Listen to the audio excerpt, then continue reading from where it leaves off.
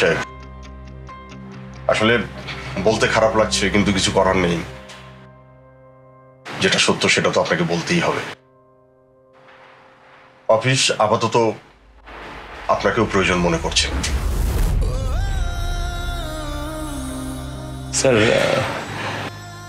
চাকরিটা চলে গেছে স্যার, আমি স্যার একদম পথে বসে যাবো স্যার। আমার একটা ফ্যামিলি আছে স্যার। স্যার আসবো? আলম সাহেব আসেন,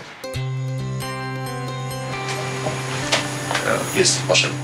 স্যার ডাকছিলেন স্যার?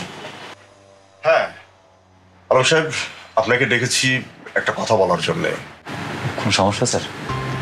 হ্যাঁ সমস্যা তো বটেই, সেটাই ভাবছি যে কথাটা আসলে আপনাকে কিভাবে বলবো। দেখেন আলম সাহেব, আমাদের কোম্পানির অবস্থা বর্তমানে খুবই খারাপ। একেবারে দুরবস্থার মধ্যে রান করছে আমাদের কোম্পানি। কেন জানি না একের পর এক আমাদের শিপমেন্টগুলো ক্যান্সেল হয়ে যাচ্ছে। তারপরে গত কিছুদিন আগে করোনা হয়ে গেল, সেটা তো একটা ধাক্কা আছেই। এর মধ্যে আবার ডলার সংকট দেখা দিয়েছে। এমতো অবস্থায় অফিসের এই অবস্থা বুঝতেই পারছেন। উপর থেকে একটা নির্দেশ আসছে অফিস থেকে কিছু লোক ছাঁটাই করার জন্য। আলম সাহেব, আসলে বলতে খারাপ লাগছে কিন্তু কিছু করার নেই। যেটা সত্য সেটা তো আপনাকে বলতেই হবে। অফিস আপাতত আপনাকেও প্রয়োজন মনে করছে।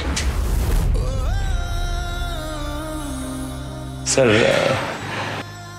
চাকরিটা চলে গেছে স্যার, আমি স্যার একদম পথে বসে যাবো স্যার। আমার একটা ফ্যামিলি আছে স্যার।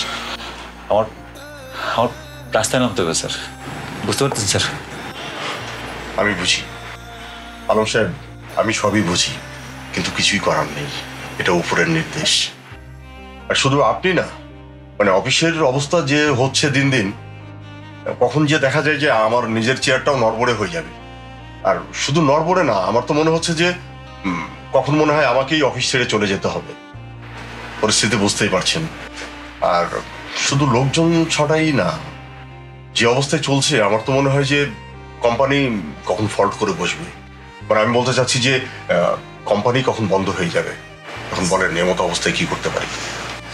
একটু দেখেন না স্যার, কিছু করা যায় কিনা স্যার? আপনি একটু একটু ব্যবস্থা করেন না স্যার, প্লিজ স্যার। একটা কিছু দেখেন না স্যার, কিছু করা যায় কিনা স্যার? আলম সাহেব, আমি সরি, এই মুহূর্তে আর আমি আপনার জন্য কিছুই করতে পারছি না।